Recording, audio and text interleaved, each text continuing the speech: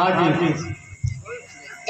नवरात्रि के पावन अवसर पर बहेगांव की पावन जगह पर विशाल रामचरितमानस सत्संग का आयोजन किया गया है।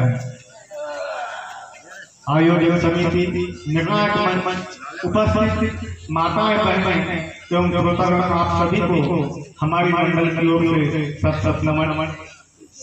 आज का जो प्रसंग समिति से हमें प्राप्त हुआ है वह संत शिरोमणि बाबा गौतम तुलसीदास जी द्वारा रचित महाकाव्य रामचरितमानस के अयोध्या कांड दोहा क्रमांक 40 की 8वीं चौपाई है, जो इस प्रकार है।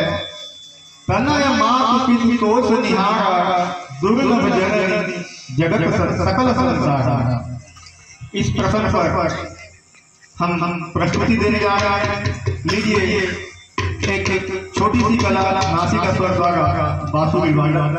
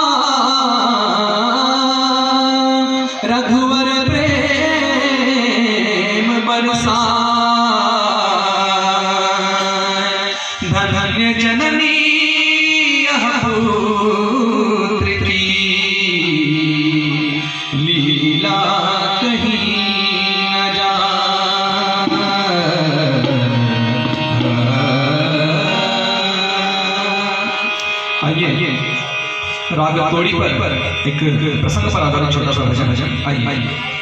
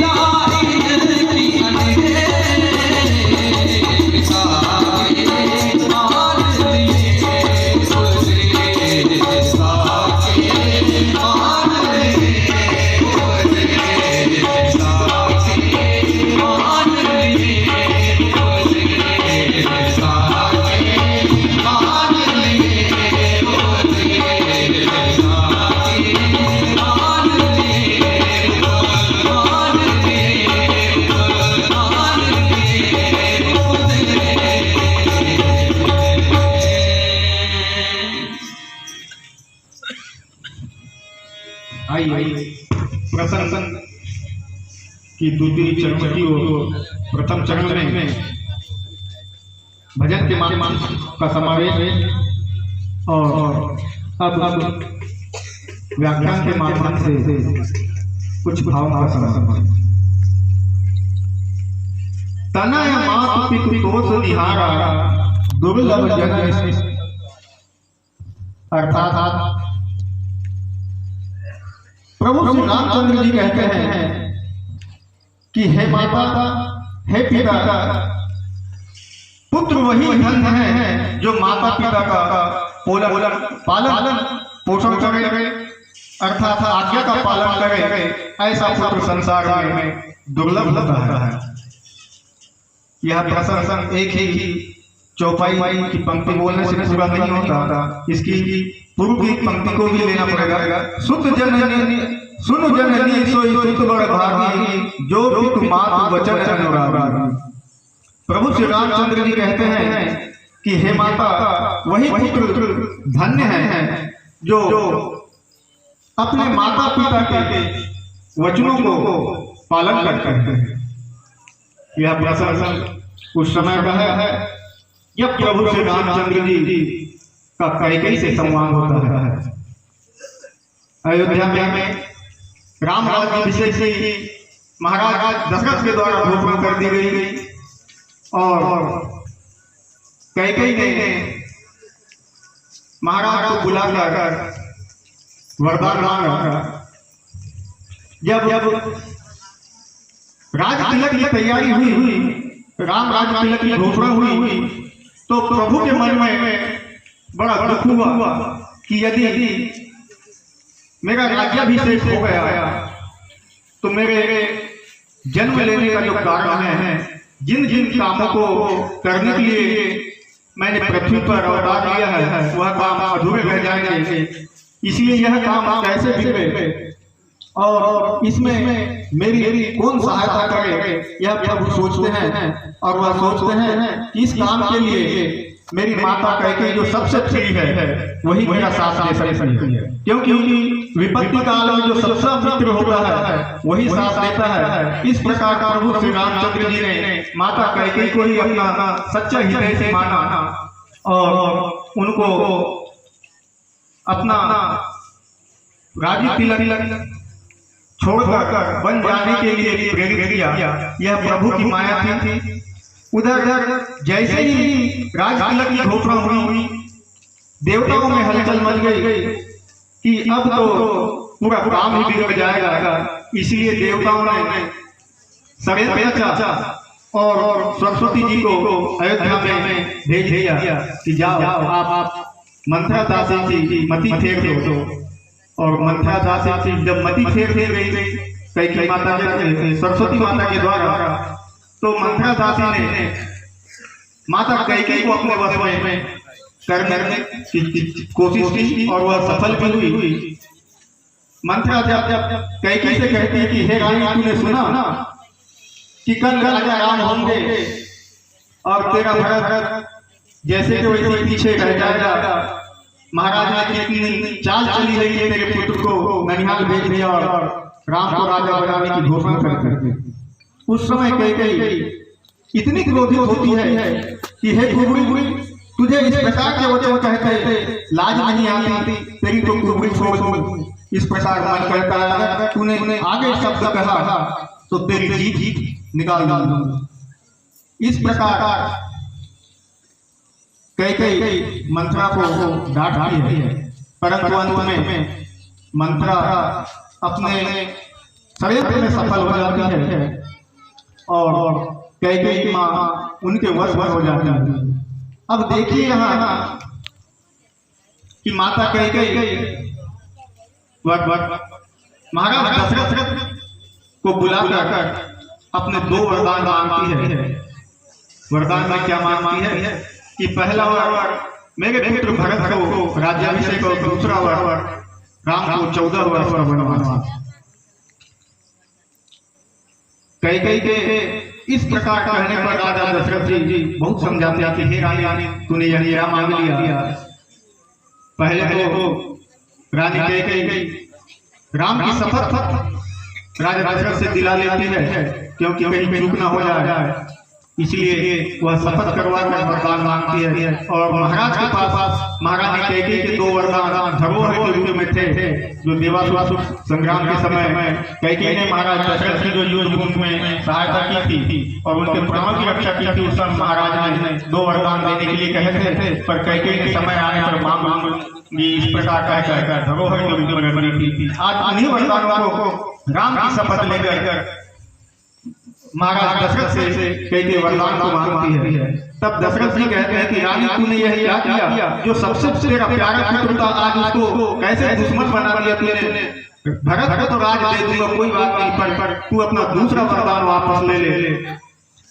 राम को वन मत थे, पर कैकेयी महाराज दशरथ को कई प्रकार की प्रताड़ना करने वाली बात कहती है कि महाराज यदि देना हो तो दो, अन्यथा अपनी कीर्ति को कलंकित करो, क्योंकि कीर्ति को कलंकित करने वाली बात जैसे रघुकुल रीति सदा चली आई, प्राण जाए पर वचन न जाई। महाराज तुम्हारे रघुकुल की कीर्ति कलंकित हो जाएगी यदि तुमने वरदान नहीं दिया तो। और आपने प्रातः होते ही राम को वनवास नहीं भेजा तो मेरा मृत शरीर पाओगे, इस प्रकार से जिद करके महाराज को विवश कर दिया। महाराज दशरथ कहते हैं कि हे कैकेयी, अगर राम वनवास गया तो मेरी मृत्यु हो जाएगी। कैकेयी कहती है कि राम वनवास नहीं गया, चले गया नहीं गया तो मेरी मृत्यु हो जाएगी। यानी दोनों अपनी अपनी मृत्यु पर अड़े हुए। अब कैकेयी ने भगवान राम को 14 वर्ष का ही वनवास क्यों मांगा, आइए समझने का प्रयास। जब माता कैकेयी जन्म से लेके राम के राज्याभिषेक की तैयारी होने तक प्रभु श्री रामचंद्र जी को अपना प्राण से भी प्यारा मानती थी, उस राम को बलियों क्यों भेजा। तो यह 14 वर्ष का वनवास के पीछे क्या कारण है, क्योंकि जिस दिन प्रभु श्री रामचंद्र जी को वनवास भेजने के लिए कैकेयी के वर मांगा, उस दिन से रावण की आयु 14 वर्ष शेष रह गई थी।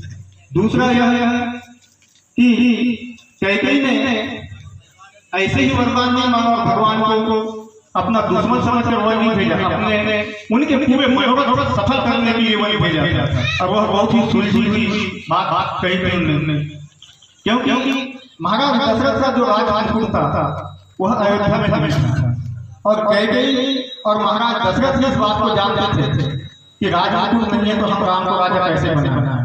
तो इसीलिए कैकेयी ने शपथ ली कि मैं मेरे रहते रघुकुल की शान आन